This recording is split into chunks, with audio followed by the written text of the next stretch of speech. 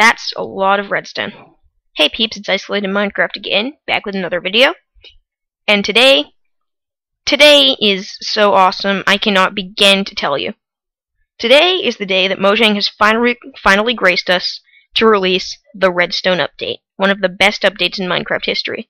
It's made half of this circuitry you see in my test world here possible. And yeah, it's awesome. Today we're going to be looking at two of my inventions, unfortunately not the big one yet, because that's not done, but two of my smaller inventions, both of which are pretty cool and pretty influential. So we're going to start off with the more mechanic-y based one. And this is Redstone Almost Instant Wire. Now, almost instant, you heard me right? It is almost instant, and it is redstone wire. So, what does this mean? Well, it's essentially a redstone wire, like the one you see here, that's almost instant. So, when we turn this on, the torch turns on. Ignore this torch for now. We can get rid of it, actually. Alright, let me begin that again. When we turn this on, this torch actually turns on in one tick, or instantly, because this wire will turn off instantly. So, this wire is instant. Of course, it's one tick because of the torch, but that's not the point. In any case, if we were to turn this off, as you can see, it takes a fair amount of time. 4 ticks for this wire to turn back on, for it to be exact. So you might be saying, well, what's so great about this? Well, the thing is that when this wire is turning off, it is a long delay. But if we were to make this wire, say, go to the other side of the world, the other side of these loaded chunks, it would still be instant turning on, and it would still be 4 ticks turning off. So it's almost instant because it is 4 ticks turning on, 4 ticks turning off, regardless, which is not quite instant, but it's always going to be instant plus 4 ticks. So that's pretty cool. Another feature of this is that at the end of a wire, it will double as an actual instant dual edge trigger. And if you don't know what a dual edge trigger is, basically it means this torch will blink. We'll get rid of the yellow one. This torch will blink when your lever turns on, and it will also blink when your lever turns off. So that's the basic idea of this wire. So now let's build it. It's not very hard to build at all. Actually, it's pretty great. So all you're going to need is sticky pistons and redstone blocks. You're going to start off with, well, you guessed it, a sticky piston with a redstone block. Now you're going to place a sticky piston next to this redstone block with a redstone block. A sticky piston next to this redstone block with a redstone block. And now you can come into a pattern. Basically, on both sides, place sticky pistons with redstone blocks as long as you want your wire to go. So I want my wire to go very far. Well, not very far actually, but pretty far. Do the same thing on this side. As you can see, all your pistons extend.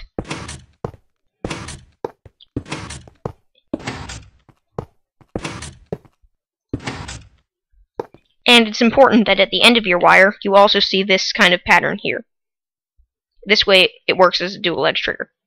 Technically, you could add one more here, but it doesn't look as nice. It doesn't work as a dual edge trigger, and it's just not as good. So, try and have your wires end like this.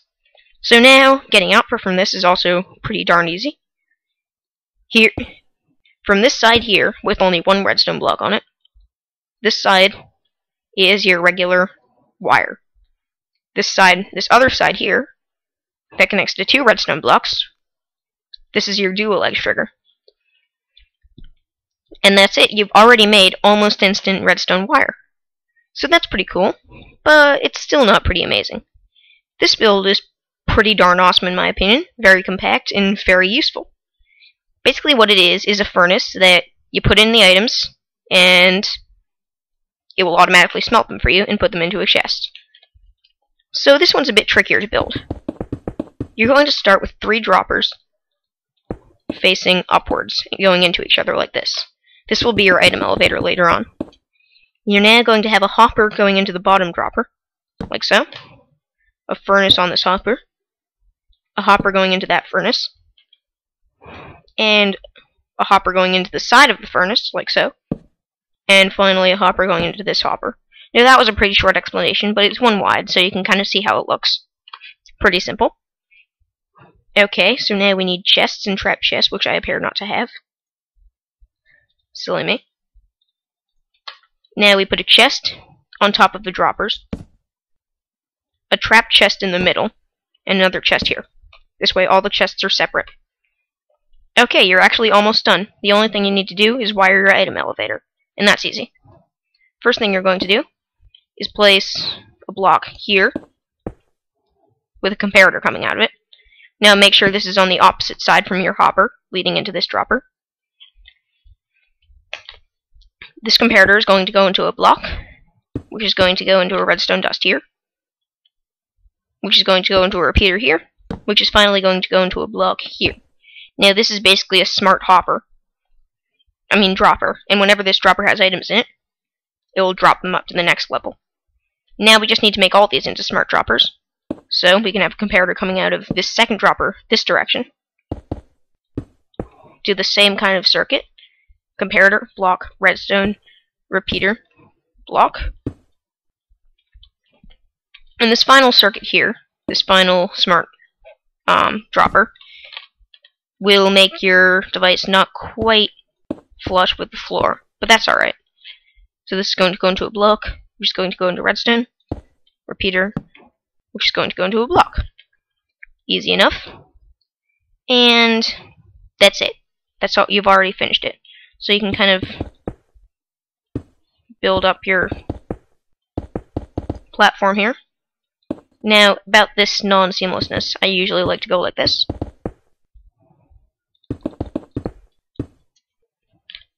And then if you want to make it look nicer, you can go like that.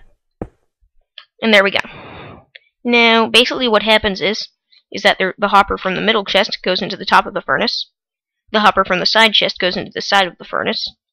Then this furnace will dispense its loot down into this hopper, which will go into the item elevator. This item elevator will transport the items up into the last chest. So how do you use it? Let's grab some pork. I mean piggy meat, because it has to be piggy meat. And we also need coal. And I fancy some nice cooked piggy meat, but I don't have to have a furnace on hand. Well, let's put my piggy meat in here.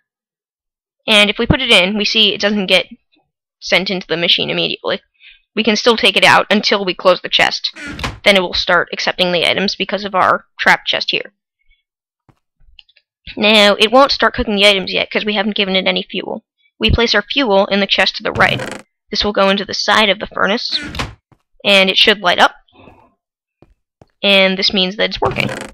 And now, if we just wait a little bit, then our piggy meat is cooking. And as you can see, we get some nice cooked piggy. Yum.